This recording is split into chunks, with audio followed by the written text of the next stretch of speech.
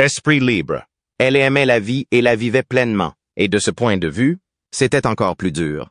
Un changement radical dans l'histoire de la monarchie britannique a provoqué une onde de choc dans le monde entier après que le roi Charles III a lancé une bombe royale en nommant sa sœur, la princesse Anne, comme nouvelle reine pour régner à ses côtés. Ce bouleversement inattendu a déclenché de vives spéculations sur les implications pour la reine consort Camilla, qui était sur le point d'accéder au poste le plus vénéré de la monarchie, et a déclenché d'intenses débats sur l'avenir de la monarchie britannique et la nouvelle vision audacieuse d'un royaume gouverné par un duo frère-sœur. En tant que roi d'Angleterre, Charles a toujours eu plus de pouvoir que sa sœur, la princesse Anne. Pourquoi pensez-vous qu'il a choisi d'élever sa sœur au-dessus de sa femme? Cela pourrait-il être lié à la querelle entre Anne et Camilla? Découvrons-le. La princesse Anne est une icône royale du devoir et du style. Anne a été saluée comme le soutien le plus fidèle de la famille royale et un symbole du service public traditionnel, ayant effectué plus de 20 missions depuis ses 18 ans. Bien qu'elle soit l'héritière de réserve, elle a décidé de ne pas donner de titres à ses enfants, ce qui lui a valu le titre de renégate royale. Durant sa jeunesse, elle était souvent décrite comme distante et arrogante, ce qui lui a valu le surnom de impolitesse royale.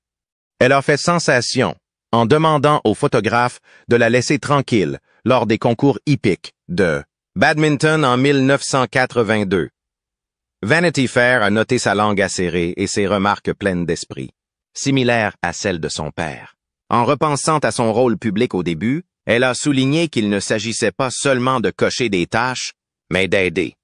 Elle a expliqué qu'il lui a fallu environ 10 ans pour se sentir suffisamment en confiance pour participer aux discussions publiques de Save the Children, car elle avait besoin d'une compréhension approfondie des opérations sur le terrain. Les premiers voyages d'Anne ont eu une grande importance. Elle est souvent surnommée la royale la plus assidue, ayant effectué 1188 missions entre 2002 et 1022, soit le plus grand nombre parmi tous les membres de la famille royale. Anne est considérée comme l'une des membres les plus aimés de la famille royale britannique. La rédactrice en chef du Telegraph, Camilla Tominey, la considère comme un trésor national et souligne sa réputation d'excentrique anglaise. Bien qu'elle soit très stricte en matière de protocole, Anne est également connue pour enfreindre les règles de temps à autre. Elle préfère se coiffer, se maquiller et se rendre elle-même à des événements, même si cela signifie recevoir une contravention pour excès de vitesse. Anne refuse de serrer la main du public lors des promenades, estimant qu'il n'est pas pratique de saluer tout le monde. On la voit également effectuer des tâches quotidiennes comme réparer des clôtures et faire la queue pour les toilettes lors des compétitions équestres de sa fille. De plus, Anne défend des causes uniques comme la voile accessible et le National Lighthouse Museum. Malgré les spéculations sur sa retraite à l'occasion de ses anniversaires marquants, Anne reste dévouée à ses devoirs royaux, inspirée par l'exemple de ses parents. Décrite comme quelqu'un qui ne tolère pas la bêtise, Anne dégage toujours un sens de la grâce et de la courtoisie. Le rédacteur en chef du Vogue britannique, Edward Enninful, a déclaré que la princesse Anne incarne une véritable icône de la mode, car elle a adopté la mode durable bien avant qu'elle ne suscite l'attention du grand public. Elle est connue pour son sens intemporel de la mode, principalement axé sur les marques de mode britanniques, avec des costumes en tweed et sur mesure comme style typique. Elle est connue pour sa préférence pour porter les mêmes vêtements plusieurs fois, comme le montre sa robe à imprimé florale qu'elle a portée au mariage du prince de Galles en 1981 et au mariage de Lady Rose Windsor en 2008, reconnue pour son amour des motifs vifs et des teintes colorées. Elle est célébrée comme la marraine de la UK Fashion and Textile Association. Ses choix vestimentaires reflètent souvent ses activités équestres et les exigences de son emploi du temps chargé. Dans les années 1970 et 1980, on la voyait souvent porter des tenues à manches bouffantes, des cardigans, des motifs floraux vibrants et des rayures multicolores sur de nombreuses photographies. De plus, elle est l'une des rares femmes de la famille royale à porter un uniforme militaire. Selon The Guardian, elle est rarement aperçue lors d'événements royaux sans une broche. Elle a porté une variété de coiffures, des casquettes de jockey aux chapeaux aux motifs colorés. En 2020, c'est elle qui a remis le prix de la reine Élisabeth II pour le design britannique à la Fashion Week de Londres. La princesse Anne a fait la une du Vogue britannique à 3 reprises, faisant ses débuts dans le numéro de septembre 1971 à l'âge de 21 ans, puis des apparitions ultérieures dans les numéros de mai et novembre 1971, soulignant ses fiançailles avec Mark Phillips. De plus, elle a été le sujet principal de l'édition de mai 2020 de Vanity Fair. En 2024, Tatler l'a reconnue comme l'une des membres de la famille royale les plus stylées d'Europe. En novembre 2002, Anne est devenue le premier membre de la famille royale à être reconnu coupable d'un délit pénal. Elle a admis avoir un chien dangereusement incontrôlable, en violation de la loi sur les chiens dangereux de 1991 et a été condamnée à une amende de 500 livres. Anne détient le titre de 7e princesse royale, qui n'est accordé qu'à la fille aînée du souverain. La princesse Mary, comtesse de Harewood, fille du roi George V, était la grand-tante d'Anne et l'ancienne titulaire. Anne détient des titres prestigieux en tant que chevalier royal, compagnon de l'ordre très noble de la Jarretière, chevalier supplémentaire de l'ordre très ancien et très noble du Chardon, grand maître de l'ordre royal de Victoria, dame grand croix de l'ordre très vénérable de l'hôpital de Saint-Jean de Jérusalem, récipiendaire de l'ordre de la famille royale de la reine Élisabeth II, et aide de camp personnel de la Qu'est-ce qui a façonné la jeunesse de la princesse Anne, et comment sa relation avec Charles a-t-elle influencé sa décision révolutionnaire de la nommer reine. Les premières années de la princesse Anne en tant que royale. Anne est née à 11 Axe 50 BST à Clarence House le 15 août 1950 avec son grand-père le roi George VI comme monarque régnant.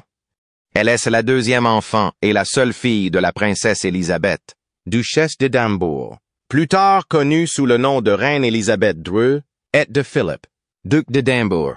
Son arrivée à Hyde Park fut annoncée par une salve de vin et un coup de canon. Le 20 et 1 octobre 1950, Anne fut baptisée dans la salle de musique du palais de Buckingham par Cyril Garbut, archevêque d'York. À sa naissance, elle était la 3e dans l'ordre de succession au trône britannique, après sa mère et son frère aîné Charles, qui deviendrait plus tard le roi Charles III. Après la mort de son grand-père et la prise de pouvoir de sa mère, elle est passée à la 2e place en 1952. Elle occupe actuellement la 17e position dans l'ordre de succession. Catherine Peebles fut employée pour s'occuper d'Anne et de ses frères Charles, Andrew et Edward. Peebles s'occupa de l'éducation d'Anne pendant qu'elle était au palais de Buckingham, ce qui l'obligea à s'absenter du couronnement de sa mère en 1953 parce qu'elle était trop jeune. En mai 1959, la première compagnie des guides du palais de Buckingham fut rétablie pour permettre à Anne de se mêler aux filles de son âge, comme le faisaient sa mère et sa tante dans leur jeunesse. Et elle inclut désormais la meute de Brownies de la Sainte Trinité Brompton. L'entreprise a continué à fonctionner jusqu'en 1963, date à laquelle Anne a commencé à fréquenter un pensionnat. Anne est devenue membre de l'école Benenden en 1963. En 1968, elle a terminé ses études, obtenant 6 niveaux GCEO et 2 niveaux A. Elle a commencé à assumer des responsabilités royales à l'âge de 18 ans. En 1969, Anne est la seconde épouse de Charles III et la reine consort, qui est également la sœur aînée de Camilla. De plus, Anne a brièvement eu une relation avec le cavalier olympique Richard Meade. L'histoire méconnue de l'enfance de Camilla. Camilla Rosemary Shand est née le 17 juillet 1947 au King's College Hospital de Londres. Sa famille partageait son temps entre sa maison de campagne, les Ruelles de Plumpton, dans l'East Sussex, et sa résidence de South Kensington, à Londres.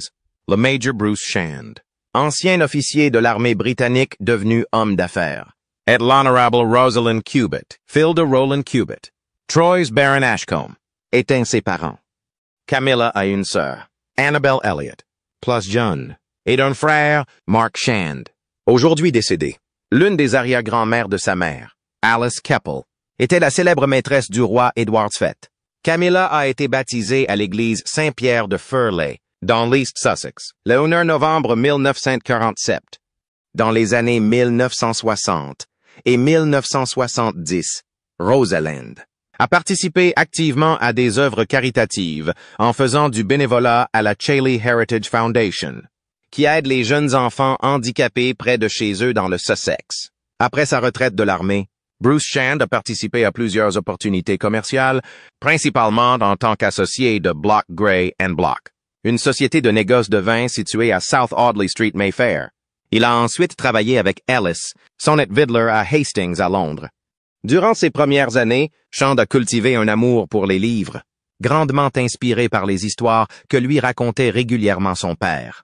Elle a été élevée avec divers animaux de compagnie comme des chiens et des chats et a commencé à monter très tôt dans des camps de poney club, remportant finalement des prix dans les gymkhanas locaux. En repensant à ses années de formation, elle a défini son enfance comme parfaite à tous égards. Le biographe Giles Brandreth nous livre ses points de vue sur son éducation et ses premières expériences. Camilla Shand a été inscrite à Dumrells, une école mixte de Ditchling, à l'âge de 5 ans. À l'âge de 10 ans, elle a commencé à fréquenter l'école Queen's Gate, située à proximité de sa résidence londonienne. Ses camarades de classe à Queen's Gate l'appelaient Mila. L'une de ses camarades de classe était la chanteuse Twinkle, Lynn Ripley, qui décrivait Shand comme une jeune femme dotée d'une force intérieure, rayonnant de magnétisme et de confiance. L'une des éducatrices de Queen's Gate, l'auteure Penelope Fitzgerald, qui enseignait en français, se souvenait de Shand comme d'une personne intelligente et énergique. Shand a néanmoins quitté l'école en 1964 avec seulement un O-level, car ses parents n'ont pas insisté pour qu'elle reste pour terminer ses A-levels. À l'âge de 16 ans, Shand est allée à l'école de finition Montfertil à Tolochenaz, en Suisse. Une fois ses études terminées, elle s'est plongée dans le français et la littérature française lors d'un programme de 6 mois à l'Institut de Londres à Paris. Shand a été introduite dans la haute société londonienne le 25 mars 1965 avec 310 autres débutantes. Après avoir quitté sa résidence familiale, elle a vécu dans un petit appartement à Kensington aux côtés de sa compagne Jane Wyndham, qui était la nièce de la célèbre décoratrice d'intérieur Nancy Lancaster.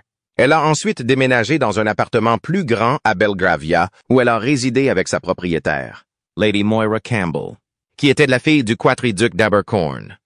Finalement, elle a fini par vivre dans l'appartement de Virginia Carrington, la fille du 6 Baron Carrington.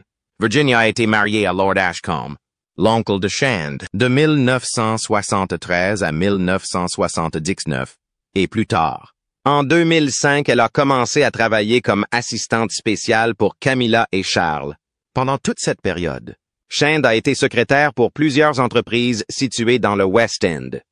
Elle a également travaillé comme réceptionniste pour les entreprises de décoration intérieure, Sybil Colfax et John Fowler, situées à Mayfair. Néanmoins, elle aurait été licenciée de son poste parce qu'elle était arrivée en retard après être allée danser la veille. Au début de sa vie d'adulte, Shand était restée dévouée à son amour pour l'équitation et a fréquemment participé à des activités liées aux chevaux. D+. Elle s'est intéressée à la peinture et a suivi des cours particuliers avec un artiste, même si elle a mentionné qu'une grande partie de ses œuvres ont été jetées. Outre sa passion pour la peinture et l'équitation, Shand a trouvé de la joie dans la pêche, le jardinage et l'horticulture. Cependant, tout a changé lorsque Camilla a obtenu son billet pour la royauté. Comment a-t-elle réussi à faire cela, alors qu'elle était encore mariée? À quelle controverse a-t-elle été confrontée? L'histoire d'amour de Camilla et Charles Camilla Shand, plus tard connu sous le nom de Camilla Queen Consort, a rencontré le prince Charles pour la première fois à l'été 1971.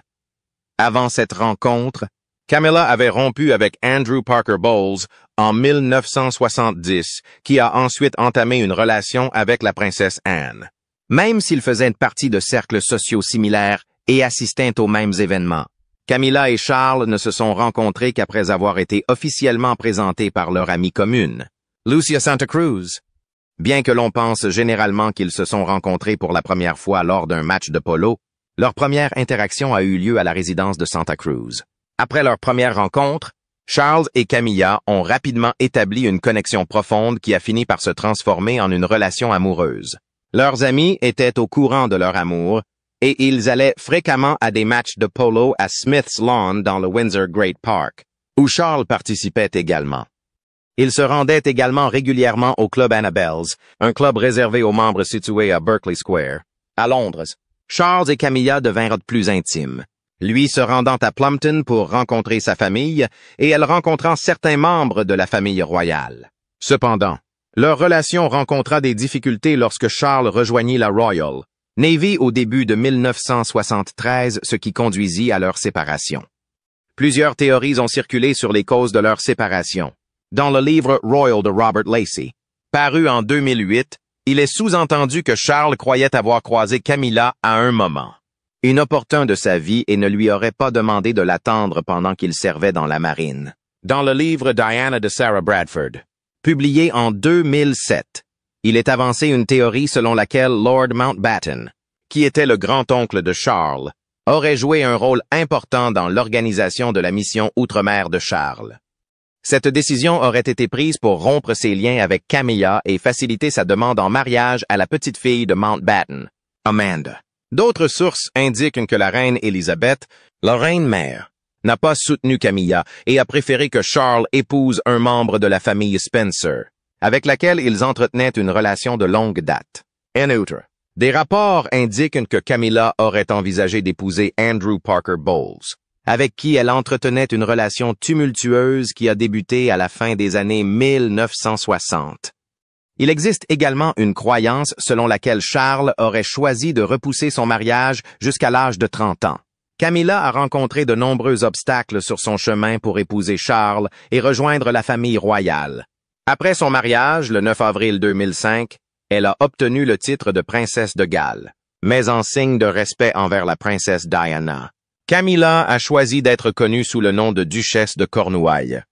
Diana était adorée au Royaume-Uni et dans le monde entier, et sa mort inattendue en 1997 a eu un impact durable sur les individus. Le choix du titre de duchesse de Cornouailles a démontré la considération de Camilla pour les émotions du public et son désir d'honorer l'héritage de Diana sans l'éclipser. Ce choix a facilité son acceptation par la famille royale et le grand public. Après leur mariage, on s'attendait à ce que Camilla conserve le titre de princesse consort pendant une longue période après l'accession au trône de Charles. Ce titre était considéré comme un moyen de reconnaître son rôle sans porter atteinte à la mémoire de Diana, permettant à Camilla de se tenir aux côtés de Charles tout en respectant le titre autrefois détenu par Diana. Début 2022, la reine Élisabeth II a annoncé que lorsque Charles serait couronné, Camilla serait connue sous le nom de reine consort. Cette décision constituait un changement majeur par rapport aux coutumes royales traditionnelles, indiquant une plus grande reconnaissance de l'importance et de l'influence de Camilla au sein de la famille. Elle marquait le début d'un nouveau chapitre dans lequel Camilla était reconnue comme un membre important de la famille royale, et pas seulement comme une personne au passé compliqué. Cependant, cet aspect de sa vie continuait de susciter des spéculations, notamment concernant le roi Charles, qui était doué pour dissimuler ses sentiments. Qu'est-ce qui a pu déclencher son ultime accès de colère? Quelles actions Camilla a-t-elle entreprises pour provoquer cette réponse? Le passé compliqué de Camilla. Elle Debate a partagé une mise à jour importante concernant Camilla, l'actuelle reine d'Angleterre, montrant son soutien indéfectible au roi Charles au milieu de son récent diagnostic de cancer.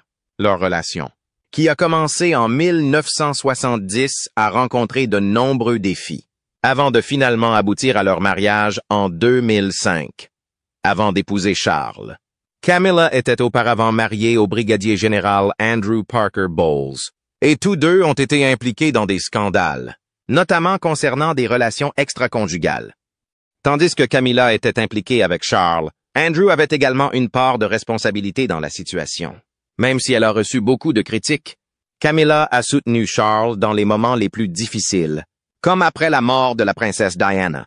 Camilla et Andrew avaient une bonne relation, Andrew allant jusqu'à assister au couronnement de Charles. Camilla a toujours eu un lien fort avec le roi.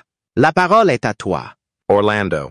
Les histoires d'amour passées de personnages importants, notamment ceux de la famille royale, pourraient grandement influencer la façon dont ils sont perçus par le public et leur réputation. Il est évident que le roi Charles III est capable de reconnaître la relation continue de la reine Camilla avec son ex-partenaire. Néanmoins, Un ancien conseiller et assistant du palais de Buckingham a révélé qu'il est important de noter que le roi, Charles III, réagit très vivement lorsqu'il découvre tout type d'interaction entre Camilla et son ancien mari. On dit que le monarque répond avec une colère explosive, non pas en raison d'un manque de confiance en lui, mais en raison de la personne en question. La reine Camilla semble néanmoins ignorer l'agacement et la colère de son époux, le roi Charles III, ce qui a déclenché une vague de rumeurs au sein du palais de Buckingham. Certains pensent que les tensions actuelles au sein de la famille royale pourraient conduire à un divorce soudain et explosif, tandis que d'autres s'y voient un conflit normal, le couple royal s'adaptant à son nouveau rôle de roi et de reine d'Angleterre. Les avis divergent sur cette question, mais il est certain que le lien fort qui unit la reine Camilla à son ancien époux aggrave la crise au sein de la famille royale.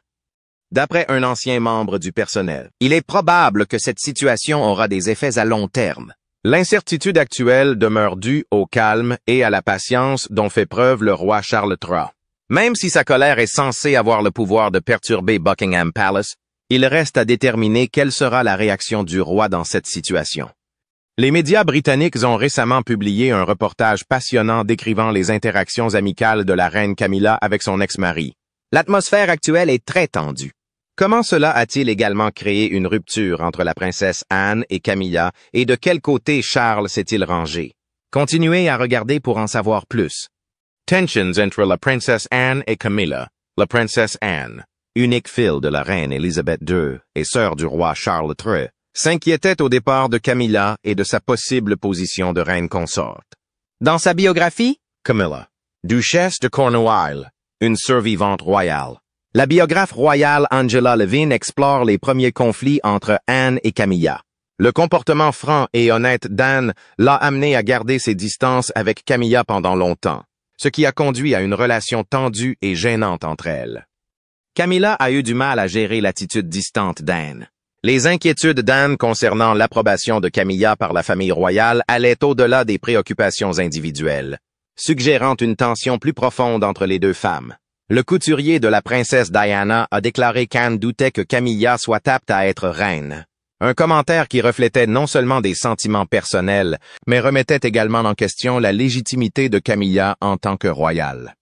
Ce manque de certitude reflète une opposition plus large de la part de la famille royale et du public au rôle de Camilla. Penny Junor, Biography, présente une vision alternative convaincante de la relation de Camilla avec Charles, qui était alors prince de Galles. Junor suggère que la relation de Camilla avec Charles était influencée par un mélange complexe de sentiments, comme un désir de vengeance contre Andrew Parker Bowles et la princesse Anne. Cette perspective implique que même si Camilla avait des sentiments profonds pour Andrew, leur relation était entachée par sa trahison continuelle. Alors qu'il sortait avec Camilla, Andrew, qui est célèbre pour son charme et sa popularité, cherchait à s'engager avec d'autres personnes, comme la princesse Anne, ce qui créait encore plus de problèmes dans leur relation. Camilla ressentait une forte agitation émotionnelle et de la colère parce qu'Andrew était déloyal, ce qui a donné lieu à un mélange de sentiments, notamment de trahison et de désir de validation. De ce point de vue, sa relation avec Charles pourrait être considérée comme une forme de représailles. Camilla voulait mettre en valeur son charme et son talent pour attirer des personnes influentes en s'associant à quelqu'un de notable, comme Charles, auprès d'Andrew. Cette relation a été une révélation majeure pour Andrew, mettant en valeur la capacité de Camilla à se connecter avec quelqu'un d'important, l'incitant à réévaluer sa valeur. Junor suggère que les raisons qui ont poussé Camilla à être avec Charles n'étaient pas uniquement basées sur l'amour, mais incluaient également un désir de récupérer son identité et son pouvoir après avoir été trahie par Andrew. Camilla s'est concentrée sur la construction d'une forte connexion avec Charles tout en gérant les blessures émotionnelles causées par les actions d'Andrew. Néanmoins, Bedell Smith souligne que de nombreuses personnes considèrent la relation de la princesse Anne avec Andrew comme extrêmement informelle. Anne a vu sa relation avec Andrew comme une aventure passagère et décontractée, plutôt qu'un engagement sérieux et durable, dénué de sens émotionnel profond. Le roi Charles nomme la princesse Anne reine. Au fil des ans, le roi Charles III a souvent été le principal sujet d'intérêt public en tant que fils aîné de la reine Élisabeth II. Néanmoins, la princesse Anne, sa sœur cadette, a déployé des efforts considérables en coulisses, établissant sa position distincte et vitale au sein de la famille royale. Reconnue pour son attitude directe et son engagement constant dans ses responsabilités royales, la princesse Anne a toujours été une présence fiable. Bien qu'éclipsée par les membres plus glamour de sa famille, son éthique de travail indéniable et ses efforts en coulisses sont souvent sous-estimés dans leur contribution à la monarchie. La princesse Anne émerge aujourd'hui d'une manière à laquelle beaucoup ne s'attendaient pas. Le moment décisif s'est produit au palais de Buckingham, qui a tout bouleversé. Imaginez la magnifique structure remplie d'excitation lorsque le roi Charles III apparaît sur le célèbre balcon. Les flashs des appareils photo illuminent la scène. La foule se tâte et le monde entier attend le message capital du roi. Charles commence par dire qu'aujourd'hui symbolise le début d'une nouvelle ère. Il annonce qu'il est honoré de nommer sa sœur, la princesse Anne, nouvelle reine. Des exclamations de surprise se font entendre dans la foule assemblée, tandis que des murmures d'incrédulité se répandent rapidement. Motivation du roi Charles. Decision. La décision du roi semble être basée sur une réévaluation de la hiérarchie royale au cours des derniers mois. Bien que Camilla ait rempli avec brio ses devoirs de reine consort depuis son mariage avec Charles en 2005, le roi semble penser qu'une nouvelle image est nécessaire pour que la monarchie progresse.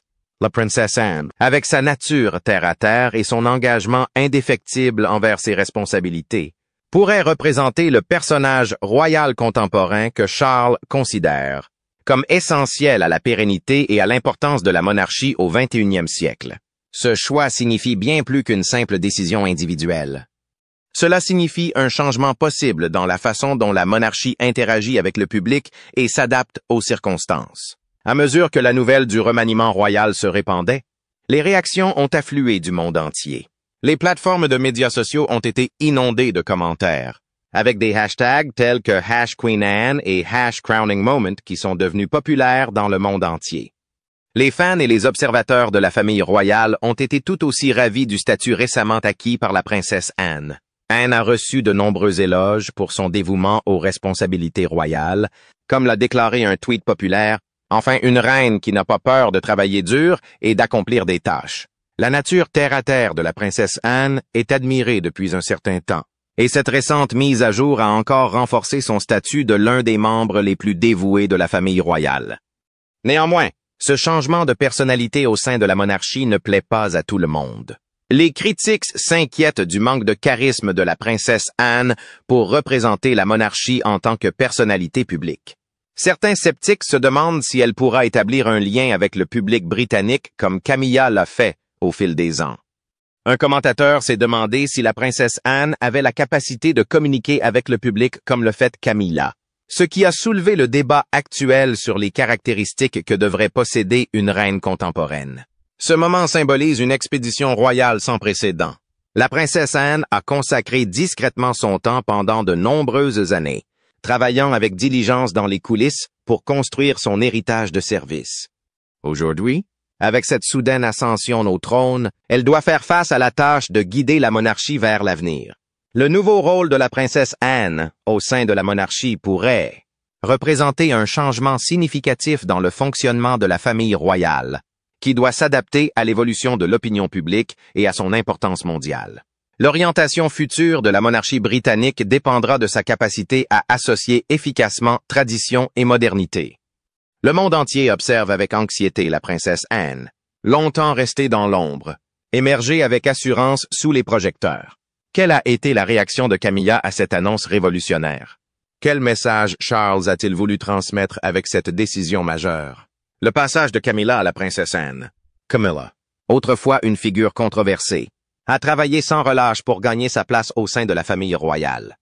Depuis son mariage avec le roi Charles, elle a joué un rôle essentiel dans la vie royale, participant à de nombreux événements et conquérant une grande partie du public britannique par son charme et son dévouement. Au fil du temps, Camilla a progressivement gagné une large approbation, mais son statut futur est désormais incertain en raison d'une décision sans précédent. Certains pensent que cette décision reflète l'évolution de la monarchie vers des valeurs modernes, et que la décision de nommer la princesse Anne reine pourrait faire partie d'une stratégie plus large visant à créer une famille royale plus proche et plus accessible. Camilla et Anne présentent des différences frappantes dans leur approche de la vie royale. Camilla incarne le raffinement et la tradition, tandis qu'Anne symbolise le travail acharné et la modernité. Cette distinction a peut-être conduit le roi Charles à penser que sa sœur, la princesse Anne, était la figure idéale pour diriger la monarchie vers l'avenir.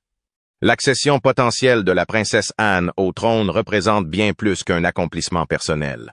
Elle signifie un changement d'identité pour la monarchie, qui doit faire face aux défis du 21e siècle, à une époque où les personnalités publiques sont constamment surveillées et où les institutions doivent s'adapter pour rester pertinentes. L'attitude pragmatique et le dévouement d'Anne sont peut-être exactement ceux dont la monarchie a besoin pour maintenir son lien avec le public britannique. Son couronnement intervient à un moment où beaucoup s'interrogent sur le rôle de la monarchie dans la Grande-Bretagne moderne. Alors que le pays connaît des changements politiques et sociaux, la famille royale doit trouver un moyen de rester en contact avec le peuple qu'elle sert. En nommant la princesse Anne reine, le roi Charles pourrait signaler que la monarchie est prête à entamer un nouveau chapitre, axé sur le travail acharné, le dévouement et une approche pragmatique du leadership. Alors que la nouvelle du nouveau rôle de la princesse Anne continue de se répandre, l'opinion publique reste divisée. Si beaucoup saluent cette décision comme une reconnaissance attendue depuis longtemps des efforts inlassables d'Anne, d'autres expriment des doutes quant à sa capacité à moderniser véritablement la monarchie et à s'adresser à un public plus jeune et plus diversifié. Cependant, il est clair que la princesse Anne a toujours été une figure de force tranquille au sein de la famille royale. Alors qu'elle assume ce nouveau rôle, il sera fascinant de voir comment elle relèvera les défis de la royauté et comment son leadership façonnera l'avenir de la monarchie. Si vous avez aimé cette vidéo, aimez et abonnez-vous. Et cliquez également sur la prochaine vidéo diffusée sur Yo.